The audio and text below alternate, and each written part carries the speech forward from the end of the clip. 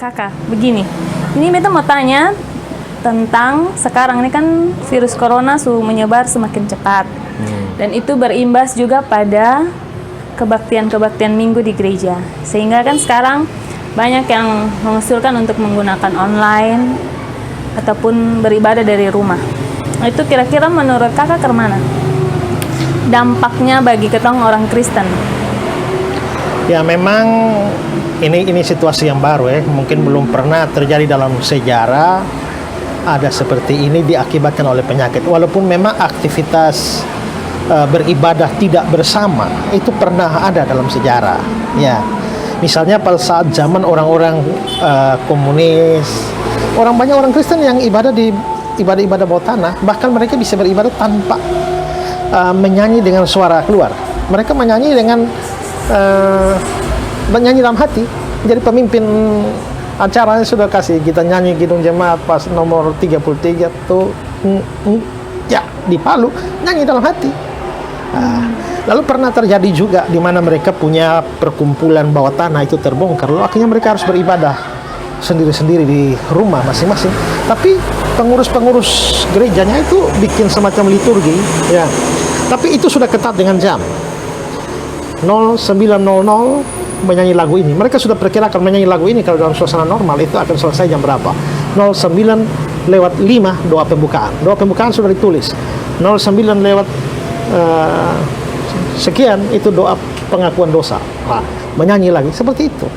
Nah, kita mungkin harus ingat bahwa sebenarnya adalah memang dalam suasana standar, dalam keadaan yang standar, perkumpulan bersama itu memang diwajibkan ya. Kita baca di Alkitab itu ada pertemuan-pertemuan kudus harus dihadiri. Tapi dalam keadaan-keadaan darurat memang tidak boleh tidak mengikuti ibadah bersama-sama. Nah, jadi memang dalam kondisi semacam ini kita ibadah online sih memang ini bisa dianggap sebagai keadaan darurat, bukan hanya karena itu menyangkut diri kita, tapi juga kan mempengaruhi orang lain. Nah, sekarang kalau kita tetap mau beriman, tetap ibadah sama-sama, terus kalau itu akhirnya mempengaruhi begitu banyak orang, bayangkan 100 orang saya datang ke Baktian, pulang masing-masing sebar 100 orang kena, lalu kena ke keluarganya, ini, wah itu artinya justru gereja itu menjadi agen pembawa corona kepada orang lain. Jadi memang akhirnya kita lakukan ibadah online. Ya oke, apa boleh buat karena kondisinya. Hanya memang menurut saya ada negatifnya memang. Negatifnya adalah bahwa tidak semua jemaat kita tuh siap dengan model ibadah seperti itu. Kita boleh live streaming, tapi yang gaptek-gaptek bagaimana? Ya. Opa-opa, oma-oma yang ya mungkin HP saja, bahkan HP saja mungkin tidak bisa dipakai. Ya, mau bagaimana? Ya, di gereja saya juga begitu. Makanya kita selain ikut bikin live streaming, tapi kita juga tetap siapkan liturgi. Jadi kalau misalnya mereka tidak bisa ikut live streaming, mereka bisa ibadah dipimpin kepala keluarga di rumah dengan liturgi yang sudah kita buat. Kita sudah buat 2 minggu ke depan. Kalau memang diperpanjang lagi, kita akan distribusi lagi untuk bikin ini. Lalu yang bisa pakai WA, kita kirim itu liturginya lewat WA supaya bisa dipakai. Nah, hanya terus terang bahwa saya tidak yakin sih bahwa semua jemaat bisa ikut live streaming. Ya mungkin 25%. Tapi mau bagaimana lagi dengan kondisi semacam ini? Ya, kita tetap berusaha semaksimal mungkin supaya banyak. Ya, saya ada lihat status Facebook seorang teman bilang begini, sekian lama ibadah biasa, kumpul semua, sementara ibadah berlangsung lu online terus. Ya. Sekarang suruh online, lu protes.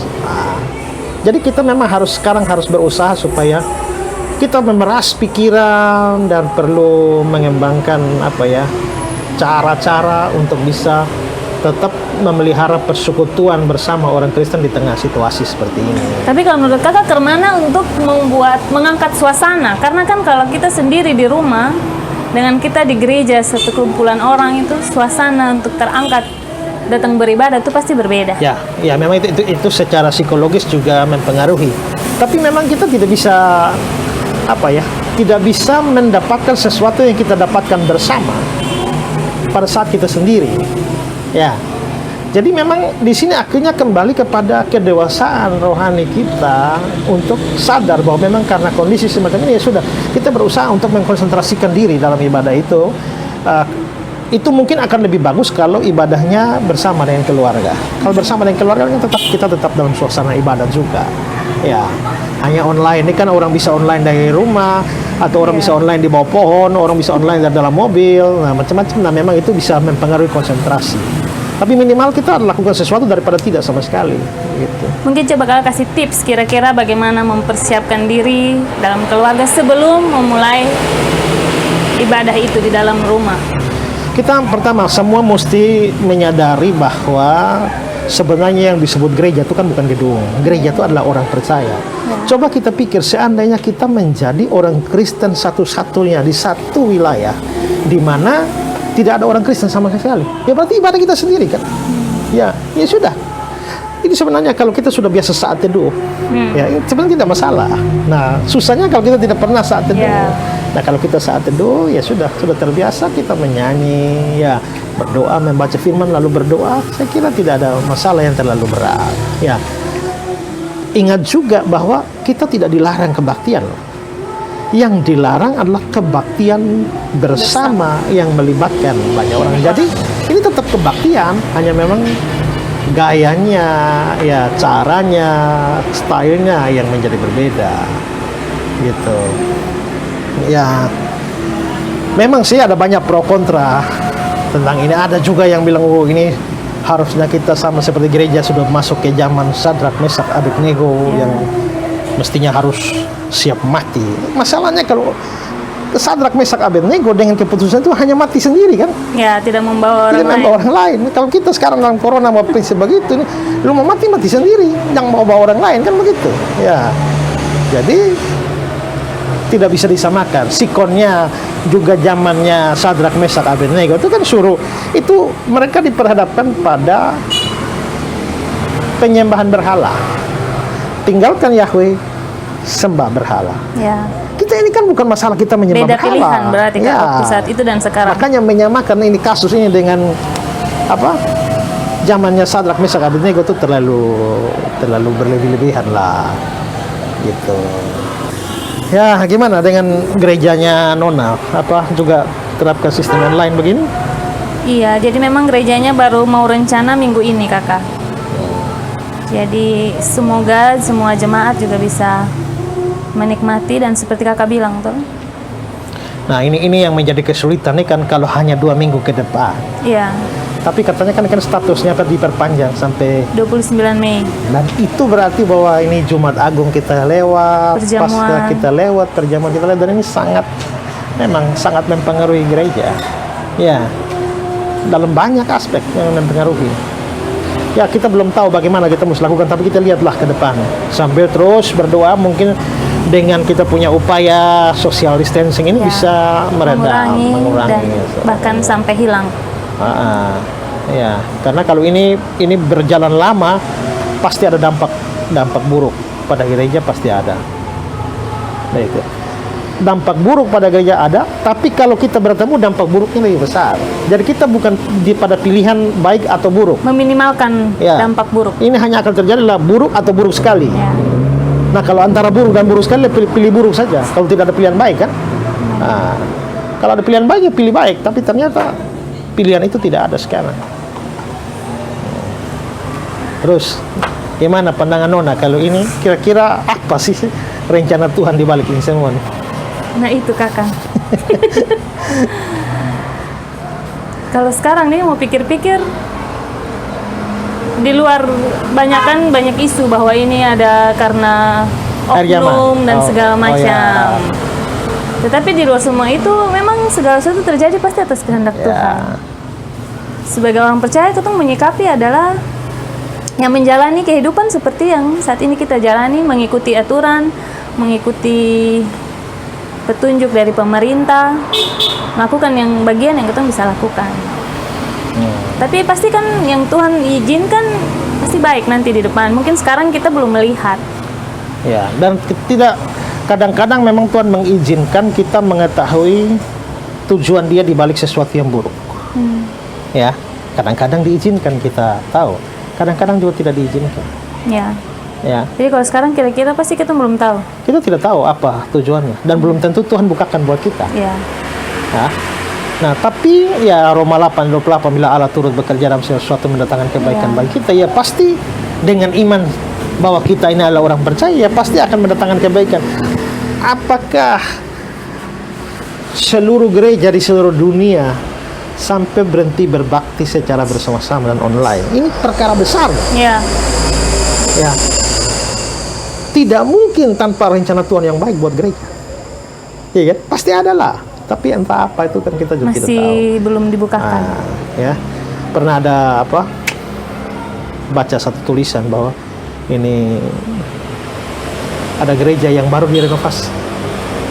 Ini gereja lama baru direnovasi, bikin yang baru peresmian, 1 minggu kemudian terbakar. Terbakar, hangus, dan mereka kecewa. Tapi justru terbakar, lalu akhirnya dipuing-puing itu diperiksa dan diteliti, ternyata akhirnya di situ ada kandungan emas. Dan akhirnya ya gereja itu juga mendapatkan keuntungan yang banyak. Jadi memang kadang-kadang Tuhan izinkan, tapi kadang-kadang kita tidak tahu. Tapi ingat ya, suka duka dipakainya untuk kebaikan. Amin, Kak. Ya. Tapi ya. bagaimana dengan ada yang bilang sudah pernah ada orang-orang yang tahu akan terjadi? Kayak seperti di film-film atau di buku-buku, catatan-catatan. Ya, entahlah. Ada juga yang bilang ini gara-gara Illuminati, ada yang bilang ini adalah virusnya senjata biologis yang dipakai oleh negara tertentu. Ya kita juga informasinya juga simpang siur ya. Tapi ya peduli amat dengan semua itu. Memang kalau itu sampai terjadi, ya Tuhan izinkan itu terjadi. Ingat bahwa tidak ada satu peristiwa apapun yang bisa terjadi, apalagi mempengaruhi seluruh dunia, tanpa ketetapan Tuhan. Doktrin Providence of God mengatakan bahwa semua hari-hari yang akan terbentuk itu semua sudah tertulis dalam kitabnya Tuhan. Begitu. Jadi terakhir Kakak, apa yang tips singkat saja? Ya sudah, jalani hidup. Kita jalani hidup seperti yang sudah dianjurkan oleh pemerintah. Ya sudah, semua jaga kesehatan. Memang terus terang ini menjadi kesulitan bagi kita ya. Coba, ini budaya di timur ini kan sudah identik dengan cium-mencium. Lu berani hadir dia orang meninggal, lu tidak cium. Oh, lu dicap. Sudah jabat tangan cium lagi, jabat tangan Kakak. cium lagi, peluk lagi, lama lagi, gitu. Yeah. Cium ini bukan cium biasa nih, bukan cipikat hidung dan hidung ulik lagi. Nah, itu susah. Yeah. Pesta. Nah, karena itu maka diharapkan ya yang pesta-pesta tuh ya ditunda lah. Pesta nikah, pesta ulang tahun. Ya, syukuran-syukuran itu kita tunda dulu acara-acara. Ya kalau orang mati kan tidak bisa ditunda kan. Kalau memang sudah saatnya mati. Kemarin ada pendeta yang tanya saya, bagaimana kalau ada dalam kondisi begini ada orang mati? Ya. Apakah dikubur secara online? Oh tidak. Kalau memang kasusnya begitu, tetap misalnya saya tetap layani. Tapi tetap prinsipnya harus dijaga. Ya. Pertama adalah bahwa atur jarak yang hadir di orang mati itu 1 meter. Ibadah. Ya, ibadah 1 meter. Kalau misalnya di rumahnya tidak bisa, ya kita pinjam halaman apa, halaman gereja atau halaman apa yang luas, lalu buka tenda, pasang kursi 1 meter, semua yang mau menghadiri ibadah pemakaman itu duduk jarak 1 meter, cuci tangan semua, hand sanitizer semua, ya, lalu diumumkan berulang-ulang, dilarang cium, dilarang pegang tangan. Dilarang cium kecuali saudara mau menyusul almarhum lebih cepat, ya kan? Ya, kan? Nah, atau membahayakan orang lain, ya. Jadi itu tetap bisa dilakukan ibadah pemakaman, walaupun tetap prinsip social distancing-nya tetap jalan. Jadi ya, Kakak. hidup kita semua pasti berubah lah dengan kondisi semacam ini dan tidak tahu berapa lama. Tapi sudah, mari kita menjalani dengan satu kepercayaan bahwa kalau Tuhan izinkan kondisi ini terjadi, pasti ujung-ujungnya kebaikan. Asal kita adalah orang-orang percaya. Ya banyak sudah pandangan-pandangan. Ya kalau saya mau debat ini terlalu banyak meladeni ini yang aneh-aneh. Tapi sudahlah, cukup sudah yang sudah saya sampaikan. Ya, berhentilah berdebat. Marilah kita kerjakan hal yang banyak kita bisa kerjakan.